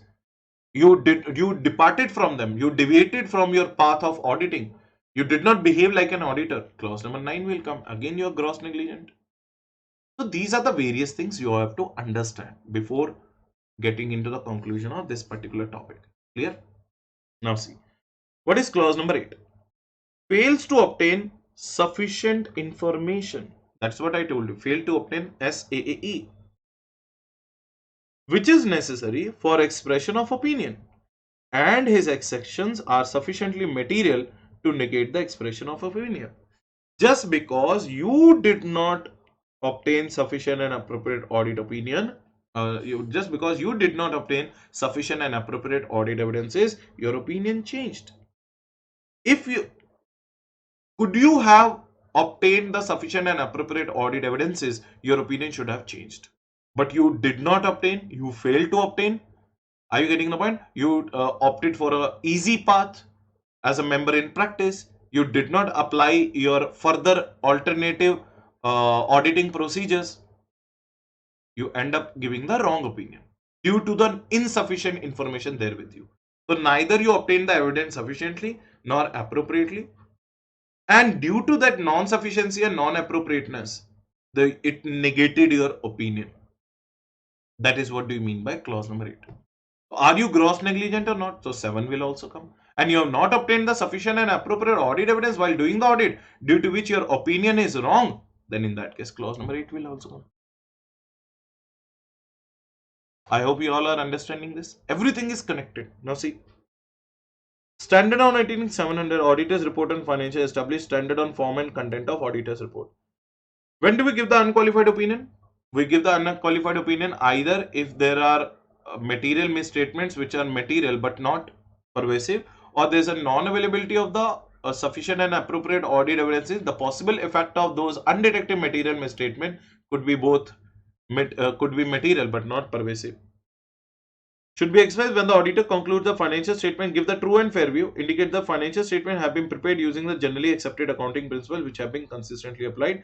Financial statement comply with the relevant requirements and regulations. There is an adequate disclosure of all material elements to the preparation of financial statements subject to statutory requirements which are applicable. An auditor is considered to be modified when it auditor report is considered to be modified when it includes matters do not affect the auditor's opinion. Matters do affect the auditor's opinion. So basically they are talking about 700, 705, 706, which we are going to come in our 700 series. So you just remember that why I am not reading all these things, because anyways we have to read it in the 700 series. So just remember that you failed to obtain the sufficient and appropriate audit evidences which changed your opinion. You will be guilty of professional misconduct if you are a member in practice under clause number 8 as well as 7. Why I am not reading this? Because we are going to read it in 700 series. So there I will tell you to come back here and read it again, right? So that is what clause number 8. Now what is clause number 9? I told you, if you are supposed to apply some auditing practices and auditing procedures and auditing policies, but you did not apply them, failed to invite attention to any material departure from the generally accepted procedures of audit, or generally accepted auditing procedures applicable to the circumstances. You were supposed to do something, but you have not done it. You kept like this. You were supposed to go to inventory evaluation. You were supposed to go for the physical verification of inventory. You appointed one day. That day you are not in a mood. Okay, leave here. We'll take the MRL from the management. I'll give my opinion on the basis of MRL from the management. No, you should have done. Cash verification. Now tell me, is it the fraudulent area? Inventory. Is it the fraudulent area? Litigation and claim. Is it the fraudulent area? But you have not verified them at all. Your sample size is too small. So what you are supposed to apply your standards on auditing, you are supposed to apply your standards on quality control, you are supposed to apply the guidance notes, you are supposed to apply the standards on assurance engagement, you are supposed to apply each and everything which ICAI has told you. But as a chartered accountant, you are ignoring everything. You are not applying this at all. You are supposed to apply the guidance notes, practice manuals. ICAI keeps on telling you, okay, this situation, this you should do, this situation, this you should. What do you mean by standards on auditing? Which standardizes your way of doing the audit. But you are not applying SAs, you are not applying SIAs, you are not applying ICDS, you are not applying practice manuals, you are not applying guidance notes, you are not applying statements, notification circulars given by the ICAI.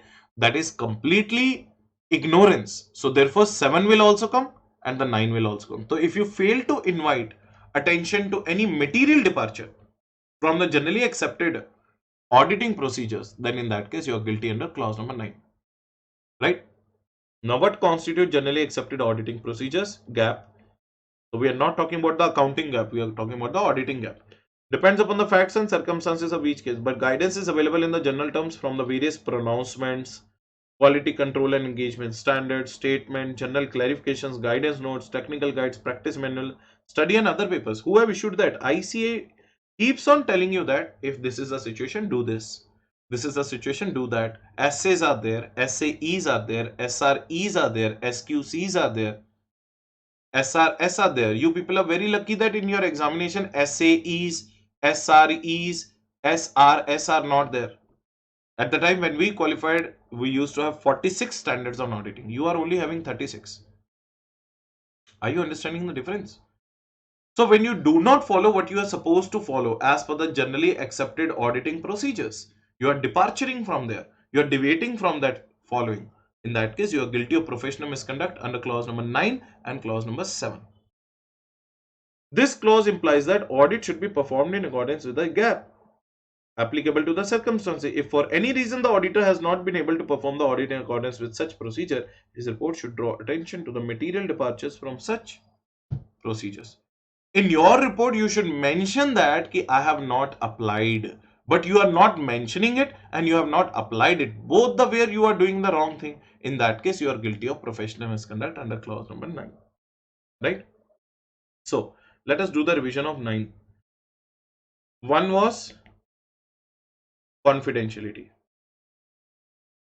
First of all, we are doing part 1 of schedule 2, because in between, if you will not revise it again and again, it will go out. Confidentiality. Clause number 2, it is relating to examination of financial statement neither done by you, nor done by your partner, nor done by your employee, nor done by NHC in practice. Third, vouching the accuracy of what? Accuracy of estimates of forecast. These are the keywords which you have to remember. Accuracy of forecast, without mentioning your assumptions, without mentioning basis, without mentioning the sources. Okay. Clause number 4, expressing an opinion on enterprise where you, your partner, your relative, your firm is having a substantial interest. Right? Clause number 5, failed to disclose material fact. And 6 you already know now, because I told you 5 and 6 to be done together. And clause number 6, failed to report, not disclose material misstatement. So where the 6 is coming, 5 will definitely come. But where the 5 is coming, 6 may or may not come. 7 everywhere, it will come common. What is 7? Gross negligence. 7 is everything about gross negligence. So clause number 8. What is clause number 8? Clause number 8 is all about you are not obtaining sufficient and appropriate audit evidences due to which your opinion changed. So it means again you're gross negligent and what you are supposed to achieve, you did not achieve. And clause number 9, generally accepted auditing procedures you have not achieved and you have not given in your report your departure. You have not drawn the attention in your report that you have departed from this generally accepted auditing procedure. If you have departed from this procedure, at least have a courage to give it in your report. Crystal clear? And clause number 10, I will tell you, but remember everywhere clause number 7 will be common, gross negligence. Now, clause number 10 is very important. Now listen to this clause number 10. Suppose your client has given you money. Your client has given you the money. Client has given the money to whom? Auditor. Try to understand this. Client has given the money to the auditor. Clause says that money should be kept in. It is whose money? It is client's money. So money shall be kept in separate bank account. You are not supposed to keep your client's money in your bank account. If the client has given some money to you, it is your responsibility to keep that money in a separate bank account. That is what clause is saying. But there are some exceptions. Sir, what do you mean by exceptions? Some cases under which you can keep it in your account. Case number 1, if it is your advanced audit fees or remuneration. If it is your advanced audit fees or remuneration, he has given you advanced audit fees and remuneration, then it is not client's money, na? Then it is your money, you have taken the advance, you keep it in your bank account, no problem. Or if the money is given to you by the client for a shorter duration. Shorter duration means what? Suppose after 1 week GST payment has to be done. Client went outside India. He gave you 2 lakh rupees and Rohit, please within 1 month, within this 1 week, GST payment has to be done. GST tax has to be submitted. Take this 2 lakh rupees. Now within 1 week only, shorter period of time, within 7 days only, I have to make the payment. I'm not going to go to the any bank and open a separate bank account to keep that 2 lakh rupees for 7 days and after that closing it. No, for a shorter duration money, you can keep it in your account. But suppose the GST payment, or say for example, client has given you 25 lakhs. Suppose client has given you 25 lakhs. To whom? To the auditor. And this payment is to be made after 3 months. 3 months is a longer period. Are you getting the point? And this payment is made to one of the one of the party of client. Then 3 months, if you'll keep that money in your account, it means you are unnecessarily using your client's money. So in that case, you have to open a separate bank account. So there are two exceptions under which you can keep the client's money in your account, that you have to remember. If it is advance audit fees or advance audit remuneration, or if the money has been given to you for a shorter duration. If it is a longer duration, then in that case you have to maintain it, or you have to keep it in a separate bank account. That is well clause number 10. And if you're not doing it as a member in practice, you're guilty of professional misconduct. As simple. Now see, if a member in practice fails to keep the monies of his client, other than the fees and remuneration, or money meant to be expended in a separate bank account, or to be used money for purpose for which they are intended within a reasonable time. If the money is to be spent, meant to be expended means what? What do you mean by meant to be expended? Meant to be expended, one word is written. See this. Meant to be expended. What do you mean by meant to be expended? In a shorter period of time. Other than your fees and remuneration, what do you mean by that? It is your fees and remuneration. So other than your fees and remuneration and money to be spent in a shorter period of time, you have to keep your client's money in a separate bank account. You have to keep your client's money in a which bank account? Separate bank account. If you're not keeping it, you are guilty of professional misconduct under clause number 10. Now see, council has considered some practical difficulties of the members, and the following suggestions have been made to remove these difficulties. An advance received by the chartered accountant against the services to be rendered does not fall under clause 10. Because you are rendering the services, you have taken the advance for your services, then you are not guilty of professional misconduct under clause 1 part 1, clause 10 part 1 of schedule 2, because you are keeping your money in your account, you have taken the advance for that. ICA has also given the clarification on that. Next point, money is received for expenses to be incurred, for example, payment of prescribed statutory fees, purchase of stamps, which are intended to be spent within a reasonably short period of time, need not be put in a separate bank account. For this purpose, you can keep that money in your account. So money that is required has been given to you by the client, but required to be spent in a very short period of time, within 5 days, within a week or 10 days, then why you will go to the bank to open a separate bank account? You keep it in your account, no problem. Next point, money is received for expenses to be incurred which are not intended to be spent within a reasonably short time should be put in a separate bank account. वो मैंने तुम्हें पहले ही बता दिया था. I already told you कि what is the bifurcation of this clause, you should know. Money received by the chartered accountant in his capacity as trustee, executor, liquidator must be put in a separate bank account immediately, not even a single day delay. You are working as a trustee, you are working as an executor, you are working as a liquidator, then in that case immediately, right or not?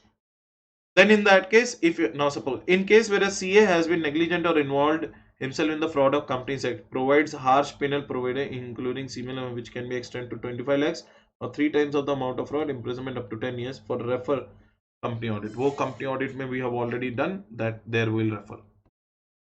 So what is clause number 10? Failing to keep your client's money in a separate bank account other than your advance audit fees or remuneration, or other than the amount which is required to be spent in a shorter period of time. So these are the things you should have understood. So it took almost 1.5 hours to make you understand the 10 clauses, and it took almost 2.5 classes to make you understand part 1. So I told you, part 2 is simple but very strict.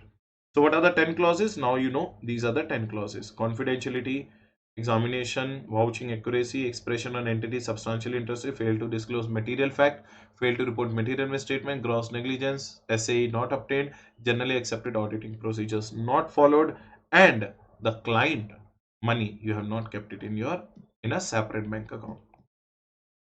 Clear? So with that, our all the clauses of part 1 are over. 10 clauses, I told you, 10 clauses are over. So we are left with only 4 plus 1, 5 clauses. So out of 34, 29 clauses are over. 19 there and 10 here. Now let us proceed with those also, and then we'll complete our portion. Then our portion will be over. Then professional misconduct in relation to members of the institute generally means what? This particular 4 clauses are equally applicable to, they are equally applicable to members in service and members in practice. Now let me give you what are these 4 clauses information. Now see, clause number 1, clause number 2, clause number 3 and clause number 4. If you are doing anything as a member in service or member in practice, as a member in service or a member in practice, if you are doing anything which is the violation of this act, means CA Act 1949 or council guidelines or council regulations, then in that case either you are a CA in practice or you are a CA in service, member in practice or a member in service, you will be guilty of professional misconduct under clause number 1 of part 2 of schedule 2. 1 2 2 2 2 2 2 2 sorry 2 3 2 2 4 sorry 222. Why 222? Clause 2, part 2, schedule 2. 322, clause 3, part 2, schedule 2. Part 2, schedule 2. 422, clause 4, part 2, schedule 2. Clear? Now, listen to this very carefully.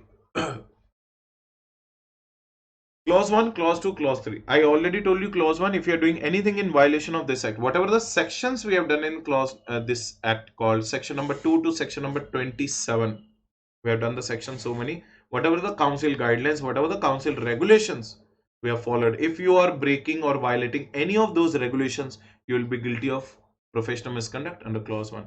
Clause 2, now listen, what is clause 1 of part 1 of schedule 2? If the member in practice is breaking the confidentiality unless clients permits or there is a requirement of law. If the member in service breaks that confidentiality, then in that case you are guilty under clause number 2. Now listen to this very carefully. During your auditing profession, you are a member in practice. There you got some sensitive, secretive and confidential information and you are telling it to anybody without the client's permission and without your permission of the without the requirement of the law, then in that case you are guilty under clause number 1 or of part 1 of schedule 2. 112. When you are guilty under 222, if you are a member in service, you are a chartered accountant in service, you are doing a job, during the job you got some confidential information or you during the employment you got some sensitive information that you are disclosing without the permission of your employer or unless requirement of the law, then in that case you are guilty of professional misconduct under clause number 2 of part 2 of schedule 2. Clear? Now, do you remember part 3 of schedule 1? In the part 3 of schedule 1, if I'm not wrong, clause 1 was fellow, not fellow but acting as a fellow. If you want, you can see the previous lecture. Clause number 2 was not providing or supplying the information to the ICA or to the council or to the board of discipline or to the directorate discipline or to the disciplinary committee, quality review board, ICA, council or committee of council. But I told you there also that there is one clause going to come in the part 2 of schedule 2, that is called if you are giving false information, no information, if you are giving, you are guilty under clause 2 of part 3 of schedule 1, 231. Here you are guilty under 322 because you are giving the false information to ICAI, council, appellate authority, quality review board, board of discipline Directorate discipline, disciplinary committee, or committees of council. So not giving the information, 2, 3, 1. Clause number 2, schedule part number 3, schedule 1. Not giving the information. Giving the information but false information, 3, 2, 2. So 2, 3, 1. Not giving information, 2, 2, 2. False information. Both the clauses are same. This clause is also same like clause number 1 of part 1 of schedule 2. So if the member in practice breaks the confidentiality, then he is guilty under 112. But if the member in service breaks the confidentiality, then it is 222. Just remember like this: 112, 222. Clause 2, part 2, schedule 2. Right? Now, what is clause number 4? In the clause number 10, just now we have done in the part 1. He failed to keep the client's money in a separate bank account. But when you misutilize, defalcates, embezzles your client's money, then in that case you are guilty. Either you are a member in practice or you are a member in service. You are guilty under clause number 4 of part 2 of schedule 2, 422. These are the 4 clauses which you have to learn. So what is clause number 1? If you are violating that, violating the regulation, violating the guidelines. Okay. Clause number 2. As a member in service, during your employment, you got some confidential information and you spitted it out without permission of the client or requirement of the law. Clause number 3. You are providing the information to the ICA, to the council and to the directorates and the boards, but false information. Clause number 4. Client has given you the money, not keeping in a separate bank account. Clause number 10 of part 1 of schedule 2. But misutilizing, defalcating or embezzling the client's money for your personal purpose, then clause number 4. So that is what is there in front of you, part 2, everyone. Right? Now what is part 2? Contravening any provision of the act or regulation or made thereunder guidelines issued by the ICA. Regulation under which cases of contravention has generally come to the notice of the council are 43, 46, 47, 48, 56, 65, 67, 68 to 80, 190, 190. This one you know, special permission not taken. This one you know, general permission is not taken. 190, 60, 80, 65, 60, 56, 48. All these are given here. Suppose you are engaging an article for the other purposes. Means what? You are telling me to do some personal works. Your registration of the article related regulation. Suppose you have not registered the article and you have registered the article but you have not informed it to the ICA. You have taken the dummy of articles and you have asked the premium from the article assistant. You are delaying in paying the stipend to the articles. Termination of assignment of the articles. You are not giving him the termination letter. You are making him wait, or unnecessary you are troubling that articles. Article assistant not to engage in other activities. That's what you are using the article for the personal purpose. Complaint against the employer from the article ki he was molesting us, or he was not paying the stipend on time, he was telling his clients to evade the taxes and all those things. 68 to 80 relates to audit assistants. These are relating to articles. All these are relating to article assistant, this audit assistants, and registrar of offices and forms. 190. If you are violating any of these regulation, if you find any of these question in the examination, immediately you're going to say clause number 1 part 2 of schedule 2 122. So any section of the act has been violated, any guideline of the act has been violated, or any of these regulation 43 to 191 has been violated, you're going to say that yes, the member in practice or the member in service, they both are violating any of these things. They are guilty of professional misconduct under clause number 1 of part 2 of schedule 2. Clear? Now, what is clause 2? I told you already. Being an employee of the company, firm, or person discloses a confidential information required. There it was written during your professional work, but here it is written during your employment, except as when required by the law or timing in force, or except as permitted by the employer. Either you should have taken the permission of your employer, or it is a requirement of the law. Same thing which is applicable to the member in practice, same thing applies to the member in service. There also you have to maintain the professionalism. Here also you have to maintain the professionalism. There you got to know about the confidential information during the professional work as an auditor. Here you got to know about the information as an employee. So this is basically, you can say that this is completely dedicated to member in service, right? Then I told you, if you are not supplying the information, then you are guilty under clause number 2 part 3 of schedule 1, not supplying the information. But supplying the information knowing it to be false. Now see, if you are supplying any information, statement, return, or form to be submitted to the institute, council, or any committee or DD or board, same authorities, disciplinary committee, quality review board, appellate authority, or any particular, knowing them to be false, not providing the information, non-submission of the information is covered under clause 2 of part 3 of schedule 1. Providing the wrong information is covered here. Are you getting the point? No need to discuss because we have already discussed these clauses there. And clause number 10 में just now we have done clause number, it is not clause number 4, it is clause not 3, clause number 4. Make the changes please. So clause number 10 in the part 1, just now we have understood, if you fail to keep your client's money in a separate bank account other than your advance or other than the short spend expenditure, you're guilty. But if you are using your client's money, if you defalcates, embezzles money received in the professional capacity, defalcates, doing the fraud, embezzles, doing the fraud, money received in the professional capacity, then also you are guilty of professional misconduct. Now you can see one case here. A member, while working as a financial advisor, misappropriated the funds of the client by the way of converting savings bank account in his name to that joint account with the clients without consent and fraudulently discharged 3 FDs in the client's name. So you are using your client's name without his permission, then in that case you are guilty.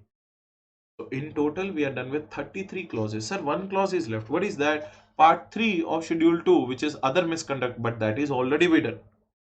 If you remember the part 4 of other misconduct of Schedule 1, clause number 1, there are 2 clauses. Here it is 1 clause. In the clause number 1, I told you, if you have convicted any offense, committed any offense, and civil court or criminal court in India or outside India has given you the imprisonment up to 6 months, it is covered there. More than 6 months, it is covered here.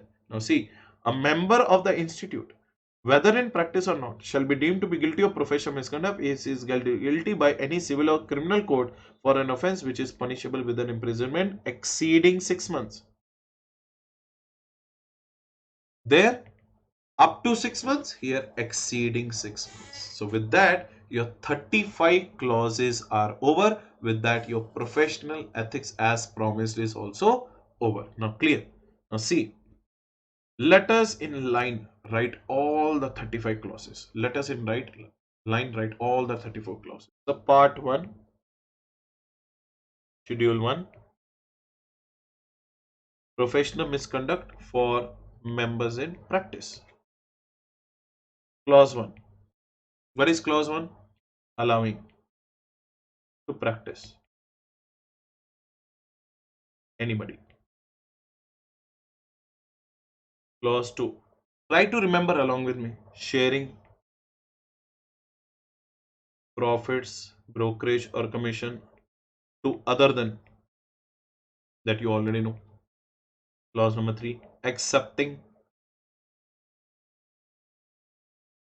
Clause number 4. Partnership. Entering into a partnership. You can enter with all the remaining 53A, 53B regulation also, but make sure that accept MBA and Bachelor of Architecture. 5. Securing professional work.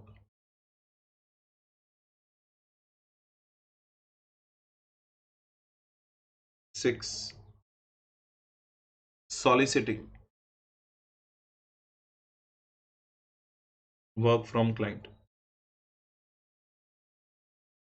with 2 exceptions, right?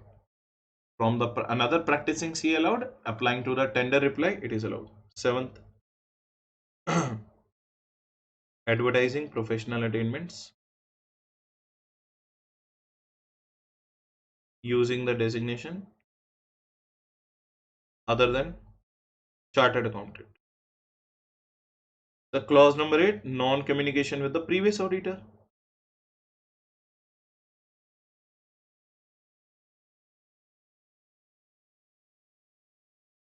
Non-communication with the which auditor? Previous auditor. Clear? Now, next one. Clause number 9, Non-compliance with section number 139 and 140. 10. Charging fee. Percentage basis of profit or on contingent events. Remember one thing, regulation number 192 here, where the things are allowed to you, right? Liquidator, auditor of a cooperative society. Try to remember all those things. 11. Engaging in business or profession without taking ICA permission. Here two regulations, 190 capital A and 191. 12. Allowing to sign balance sheet, P&L, financial statements, report, other than you, your partner, or another CA in practice. Right? Again, you are guilty. So with this, part 1 of schedule 1 is over. Part 2, professional misconduct for members in service. Only two clauses: sharing, accepting. So total 14 are over. So this is clause number 1, clause number 2, 12 plus 2, 14. Part 2 is also over. Part 3. What is part 3? Professional misconduct for both. How many clauses? 3 clauses. Clause 1, not a fellow, acting as a fellow. Not providing information to 8 authorities that you already know. Clause 2. And third one, you are satisfying the guidelines of clause 6 and 7, but you are giving the information false. You are advertising, you are soliciting, but by giving a false information. Clause number 3 is also over. Clause number 4, part number 4, other misconduct for both. Right, here also two clauses, clause 1, clause 2. What is clause 1, clause 2? Try to repeat. Clause 1, clause 2, civil or criminal court given you the imprisonment up to 6 months, or you have done something bringing disrespect to the profession and to the ICA.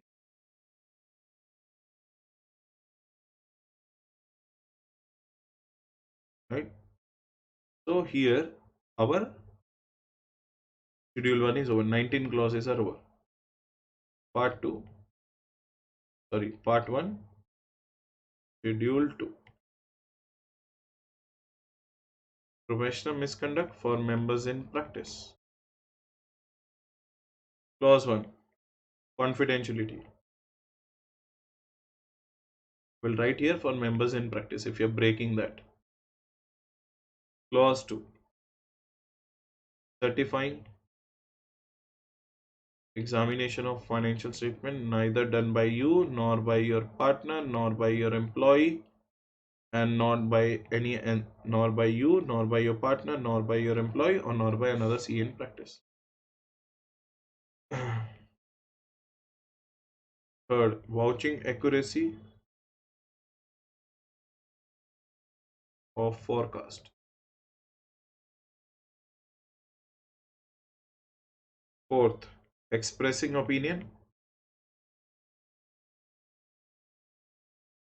on substantially interested entity or business where you or your partner or your relative or your firm is hanging a which interest? Substantial interest.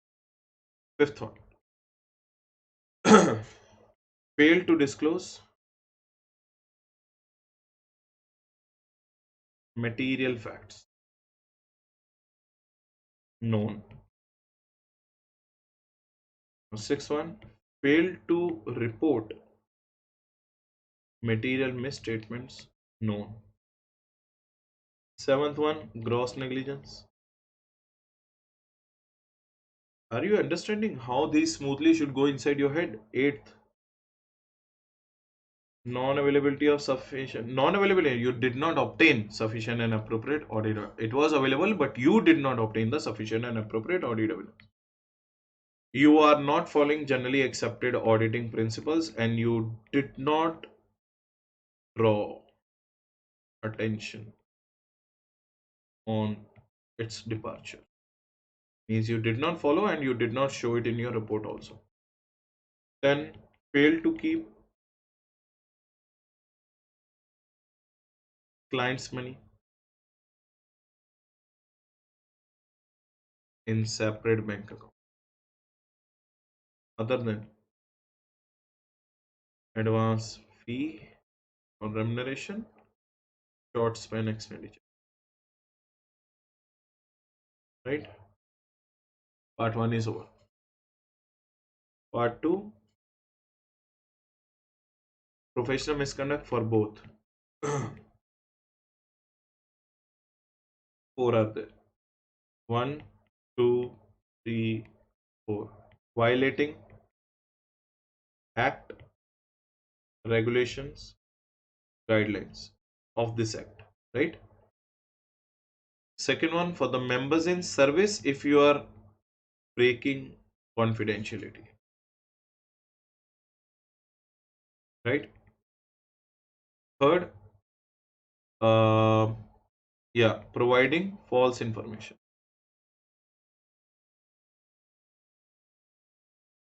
Providing which information? False information. To whom? To your client. Oh, sorry, not to your client, sorry. To the 8 authorities.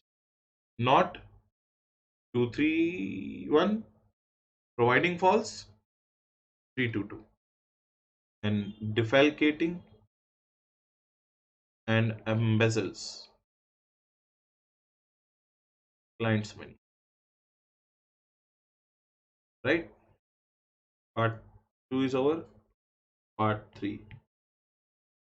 Other misconduct for both. Only one clause, civil or criminal code. Civil or criminal code has given you the imprisonment for more than, in total, 34 clauses are over. That brings an end to our professional ethics. So thank you so much everyone for your patient listening. I'll meet you with the next topic called peer review and quality review, the next chapter. Thank you so much. Bye everyone.